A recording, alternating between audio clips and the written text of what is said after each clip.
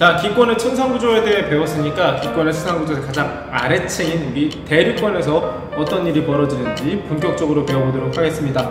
그 첫 번째인 복사평형을 이루는 지구라는 단원이에요. 복사평형이 뭘까요? 복사는 우리가 많이 들어봤는데 복사가 뭐 하는데? 평형을 이룬대.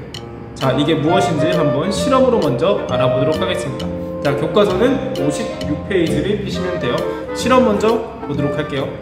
자, 교과서에 나와 있는 실험, 물체의 복사평형이라는 실험입니다.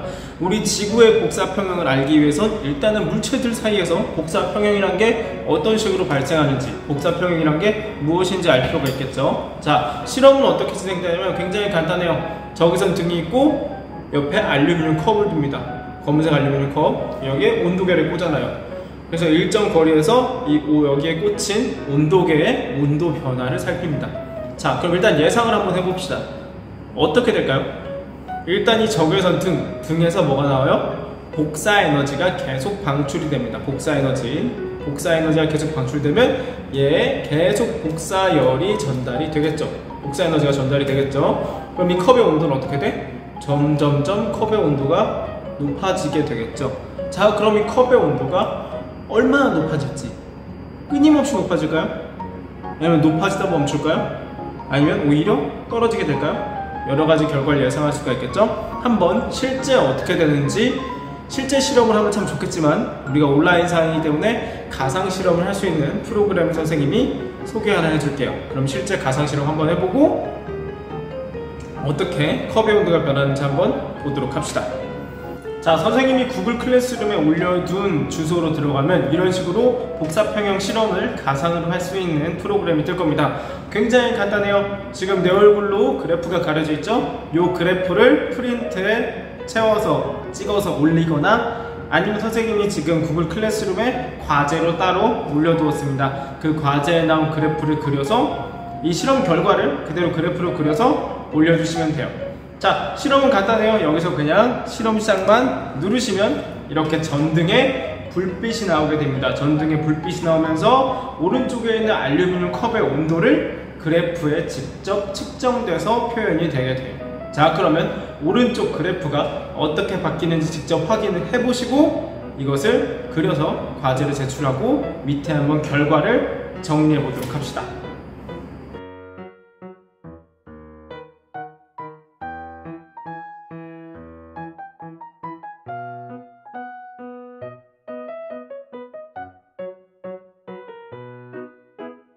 자, 실험 결과 잘 살펴보았나요? 실험 결과 어떻게 나오죠? 그렇죠. 컵의 온도는 처음에는 올라가다가 시간이 지나면 어느 순간 일정하게 이런 모습의 그래프를 나타내게 됩니다. 왜 계속 지금 전등에서 적외선, 그러니까 복사 에너지가 오고 있는데 그럼 컵의 온도는 계속 높아져야 할 것 같은데 왜 어느 순간 일정하게 유지가 될까요? 자, 왜 그런지 한번 정리해 보도록 하겠습니다. 프린트 아래쪽에 나와 있는 그래프와 교과서 58페이지 보면서 물체의 복사평형 정리해 보도록 할게요. 여기서 좀 알고 넘어갔으면 좋을 만한 거는 선생님이 작년에 설명을 했던 것 같은데 모든 물체, 온도를 가진 모든 물체는 복사라는 것을 방출합니다. 복사. 그 온도에 해당하는 복사 에너지를 방출해요. 선생님도 지금 사람처럼 몇 도야? 36.5도죠. 36.5도에 해당하는 복사 에너지를 계속 방출하고 있는 거예요. 그걸 이해하면서 한번 봅시다. 자, 제일 처음에 지금 알루미늄 병은 어떻게 되고 있는 거야? 전등으로부터 복사 에너지를 받고 있어요. 근데 얘도 뭘 한다고 했더라? 알루미늄 컵도 복사를 방출하고 있다고. 모든 물질은 복사를 방출하니까 온도를 가진 모든 물질은 복사를 방출해요. 그러면 얘가 받은 거가 만약에 100이라고 치면 얘가 만약에 10을 방출해. 그러면 90은 어떻게 돼? 90? 남는 90은 얘의 온도를 높이는 데 사용이 되겠죠. 그렇죠? 그럼 만약에 얘가 온도가 높아져요. 그럼 그 다음 어떻게 돼? 만약에 온도가 높아져서 20만큼의 복사를 방출한다고 해봅시다. 그러면 80만큼의 온도를 높이는 데 쓰이겠죠. 그 다음. 그럼 점점점 어떻게 되는 거야? 온도가 상승하는 폭이 줄어들게 되겠죠. 그래서 이런 식의 그래프를 나타내게 됩니다. 점점 시간이 지날수록 뭐가 증가하게 돼? 물체가 방출하는 복사 에너지가 증가하게 됩니다. 그래서 이 첫 번째 구간 동안은 온도가 증가하잖아. 온도가 증가하는 소리는 일단 흡수한 에너지가 더 많다는 소리겠죠. 흡수한 에너지가 많으니까 흡수한 에너지가 방출한 에너지보다 많기 때문에 온도가 점점 증가하게 되겠죠. 그렇죠. 그래서 1번 구간은 이렇게 표현할 수가 있겠죠. 자, 그 다음 온도가 일정해진 구간은 뭐야? 얘가 100의 에너지를 보내는데, 전등이 100의 에너지를 보내는데 얘 온도에 해당하는 이 물질이 방출하는 복사 에너지가 정확히 100인 거예요. 그럼 온도 변화가 있어 없어? 들어온 것만큼 방출해내니까 온도 변화가 없겠죠. 그렇기 때문에 어떻게 된다? 온도가 일정하게 유지된다. 여기 현상을 뭐라고 한다고? 복사 평형이라고 한다고. 어떤 물체가 흡수하는 복사 에너지와 방출하는 복사 에너지가 같아지는 현상, 이것을 복사 평형이라고 합니다.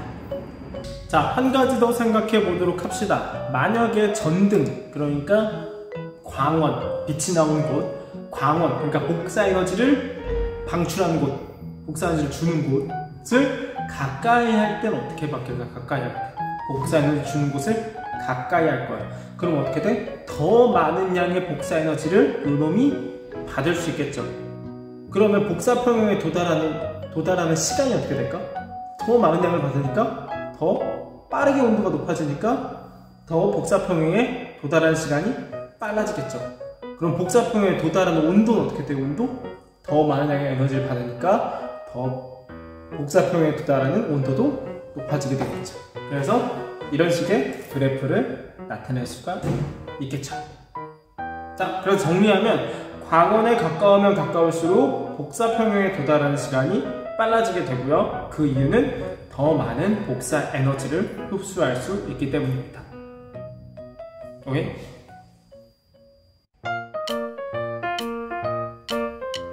자, 이번 시간에는 물체의 복사 평형에 관해서 정리를 해보았습니다. 만약에 우리 계속 나오는 개념들 있죠? 복사라는 개념에 대해서 계속 이야기가 나오는데 그 복사라는 개념이 조금 이해가 안 된다면 선생님이 추가로 올리는 긴 과학의 복사 내용을 한번 참고해 주시기 바랍니다. 자, 오늘 수업은 여기까지 하도록 하겠습니다. 안녕.